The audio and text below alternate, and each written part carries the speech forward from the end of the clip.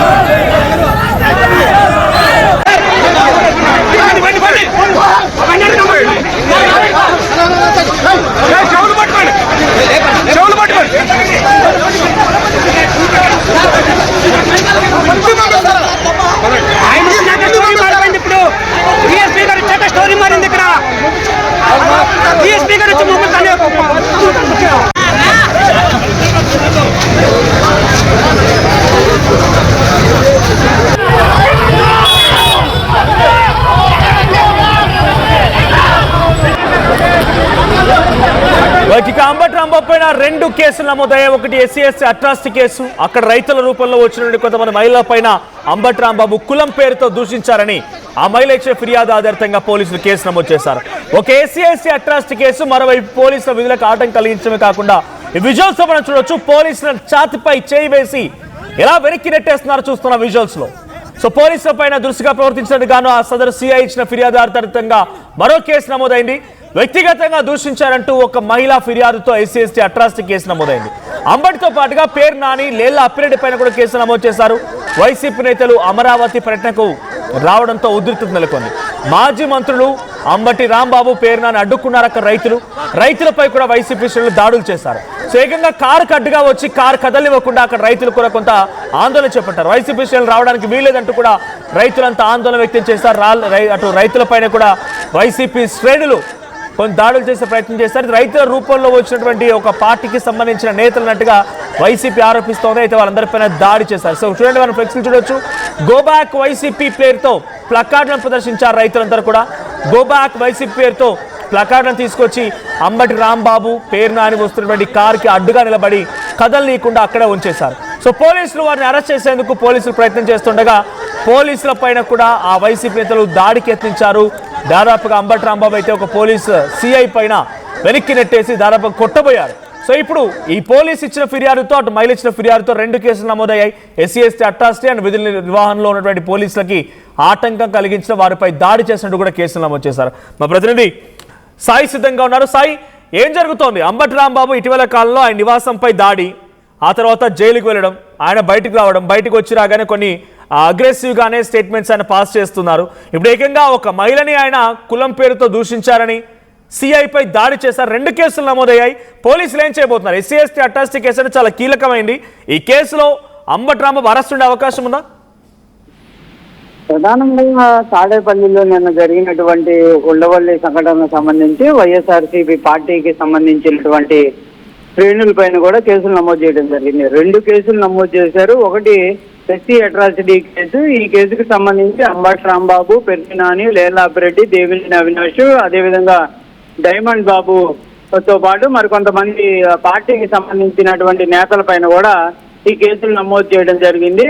ప్రధానంగా శివారెడ్డి అనేటటువంటి రైతు పైన కూడా కేసు నమోదు చేసినట్లు కూడా చూస్తున్నటువంటి పరిస్థితి ఉంది. అయితే సిఐ అక్కడ తాడేపల్లి విధులు నిర్వహిస్తున్నటువంటి సిఐ వీరేంద్రబాబు ఇచ్చినటువంటి ఫిర్యాదు, అంటే తమ విధులకు ఆటంకం కలిగించే విధంగా వీళ్ళు వ్యవహరించారంటూ కూడా మరో కేసు నమోదు చేశారు. అయితే ఈ 2 కేసులకు సంబంధించినటువంటి అంశంలో ప్రస్తుతం వారిని అదుపులోకి తీసుకునేటటువంటి పరిస్థితులు ఉంటాయా లేదా అనేది చూడాలి. ఎందుకంటే అట్రాసిటీ కేసు పెట్టినటువంటి నేపథ్యంలో ప్రస్తుతం సుప్రీంకోర్టుకు సంబంధించినటువంటి అనేక గైడ్ లైన్స్ ఉన్నాయి.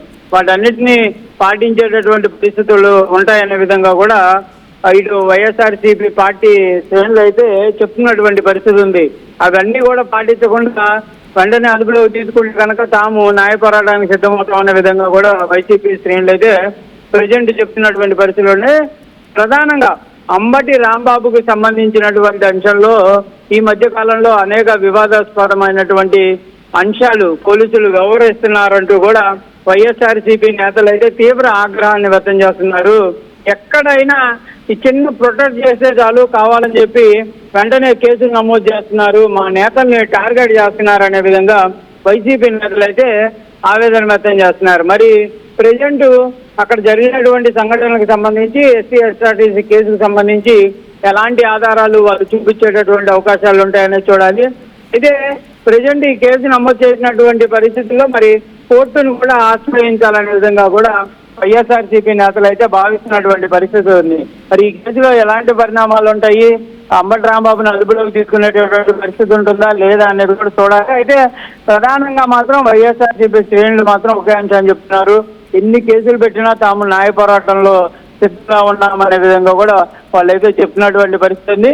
ఉండవల్లికి సంబంధించినటువంటి జరిగినటువంటి సంఘటనలో తమ తప్పు ఎలాంటి పాత్ర లేదని తాము రైతుల్ని పరామర్శించడానికి అమరావతి పర్యటన చేపట్టాలనుకున్నాం, కావాలని చెప్పి అక్కడ ఉన్నటువంటి టీడీపీ శ్రేణులు రైతుల ముసుగులో మా పైన దాడి చేశారనే విధంగా వాళ్ళు చెప్తున్నటువంటి పరిస్థితి ఉంది. అయితే టీడీపీ వర్షన్ కూడా వేరే విధంగా వినిపిస్తున్నటువంటి పరిస్థితి ఉంది. కావాలని చెప్పి ఉధృత వాతావరణాన్ని రెచ్చగొట్టడానికి వైఎస్ఆర్సీపీ నేతలంతా కూడా అమరావతి పర్యటన చేపట్టారు.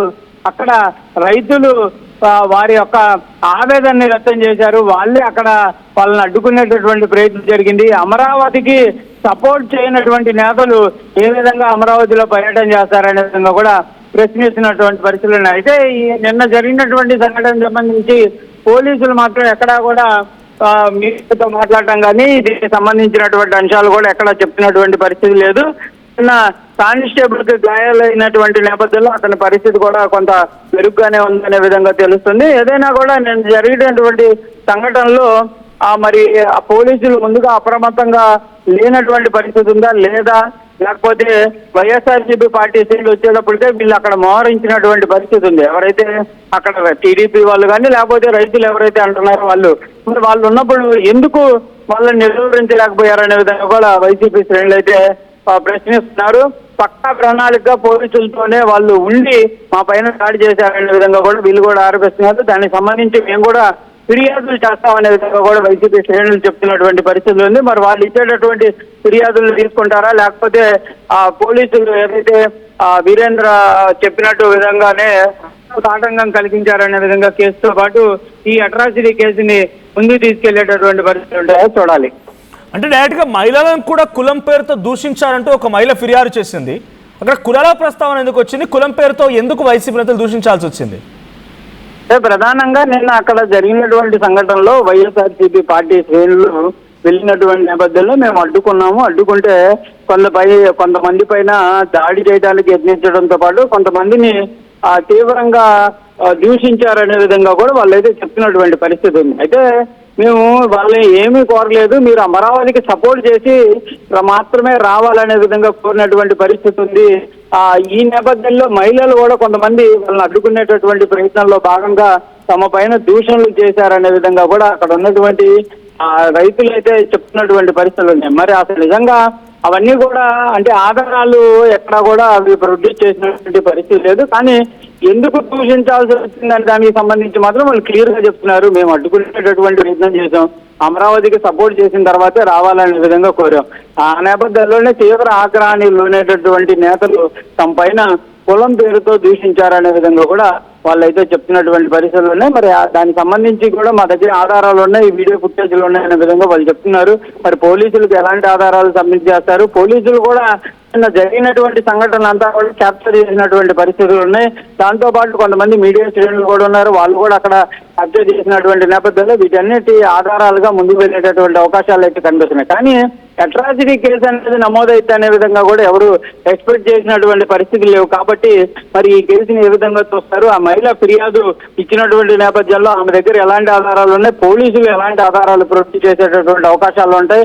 నిజంగానే కులం పేరుతో దూషించినటువంటి సందర్భం అంటే అక్కడ అకస్మాత్తుగా జరిగినటువంటి నేపథ్యంలో దూషించేటటువంటి పరిస్థితులు అంటే ఎవరు ఏంటి అనేది తెలిసేటటువంటి అవకాశాలు ఉండవు, ఎలా దూషిస్తాం అనే విధంగా కూడా వైసీపీ శ్రేణులు అయితే ప్రజెంట్ ప్రశ్నిస్తున్నటువంటి పరిస్థితులు ఉంది. ఏదైతే కేసు నమోదైందని తెలిసిన తర్వాత వాళ్ళ స్పందన ఆ విధంగా ఉంది. కానీ అక్కడ స్థానికంగా ఉన్న వాళ్ళు మాత్రం మమ్మల్ని దూషించారనే విధంగా కూడా ఇస్తున్నటువంటి పరిస్థితులు ఉన్నాయి. Right, thank you Sai. So మొత్తంగా అమరావతిలో వైసీపీ నేతల పర్యటనకు సంబంధించిన అంశంలో ఒక్కసారిగా ఉద్రిక్తంగా మారింది. అటు పేరు నాని, అంబటి రాంబాబు అంతా కూడా పర్యటిస్తూ ఉన్నారు. అటు ఈ పర్యటన అడ్డుకున్నారు కొంతమంది రైతులు. గో బ్యాక్ వైసీపీ అంటూ వారంతా ప్లకార్డులతో అక్కడ రైతులంతా అడ్డుకునే ప్రయత్నం చేశారు. ఈ నేపథ్యంలో వారంతా రైతులు కాదు, రైతుల రూపంలో ఒక పార్టీకి సంబంధించిన నేతలు అంటూ వైసీపీ నేతలు కూడా వారిపై దాడి చేశారు. ఇద్దరి మధ్య పరస్పరంగా దాడి జరిగింది. అంబటి రాంబాబు కూడా కొంత అక్కడ అగ్రెసివ్గానే రియాక్ట్ అయ్యారని చెప్పాలి. సో అంబటి రాంబాబు అటు పోలీసుల పైన దురుసుగా ప్రవర్తించారు, పోలీసుల విధులకు ఆటంకం కలిగించడంతో పాటుగా సిఐ పైన చేయి చేసుకున్నారు. ఆ లైవ్ విజువల్స్ కూడా మనం చూస్తున్నాం. సో ఈ నేపథ్యంలో జరిగిన పర్యటన ఒక్కసారిగా రసాభాసగా మారి కులం పేరుతో దూషించారని, విధులకు ఆటంకం కలిగించారని అంబటి రాంబాబు పైన 2 కేసులు నమోదయ్యాయి. ఒకటి SC/ST అట్రాసిటీ కేసు, మహిళ ఇచ్చిన ఫిర్యాదు ఆధారితంగా, మరొకటి పోలీసుల పైన దాడి చేసినందుకు గాను విధులకు ఆటంకం కలిగించినటువంటి కేసులు. 2 కేసులు నమోదయ్యాయి. అంబటి రాంబాబు పైన తక్షణమే పోలీసులు మళ్ళీ చర్యలు తీసుకునే అవకాశం కూడా ఉంది. సో మీ అభిప్రాయం ఏంటి? పోలీసులపై దాడి చేయాలని మీరు సమర్థిస్తున్నారా? అంబటి రాంబాబుని అరెస్ట్ చేయాలని మీరు కోరుకుంటున్నారా? మీ అభిప్రాయం ఏంటి? ఇక్కడ వీడియో చూసిన తర్వాత అంబటి రాంబాబుపై ఎటువంటి చర్యలు తీసుకోవాలి, దీంట్లో తప్పెవరిదని మీరు అనుకుంటున్నారు? కామెంట్ చేయండి.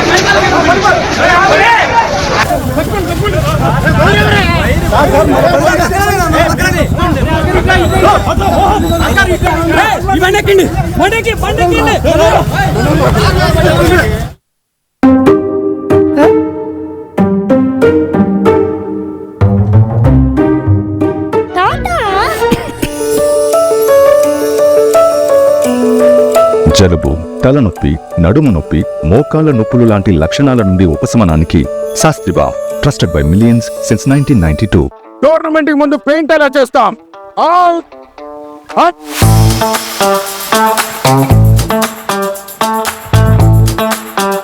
ప్లాన్ అయితే చాలా బాగుంది. సార్, స్టేడియం పరిస్థితి చూడండి. టోర్నమెంట్ ముందు పెయింట్ ఎలా చేస్తాం? టెక్నో పెయింట్స్ ఉందిగా. Techno paints. Township, dam, stadium లేదా మనీళ్లు, పెయింట్స్ నుంచి పెయింటింగ్ వరకు పూర్తి సొల్యూషన్ కావాలంటే మేమున్నాం. కానీ సార్, టైంకి పూర్తవుతుందా? రోజుకు 23 లక్షల స్క్వేర్ ఫీట్ పెయింటింగ్ చేయగల సామర్థ్యం, 5,000 మంది స్కిల్డ్ లేబర్ టీం మా వెంట ఉంది. 23 లక్షల? అవును, ప్రపంచ స్థాయి రంగులు, అద్భుతమైన షేడ్స్ తో భారతదేశపు అసలైన పెయింట్ మరియు పెయింటింగ్ శక్తిని మేమే. VR Techno Paints. Techno paints.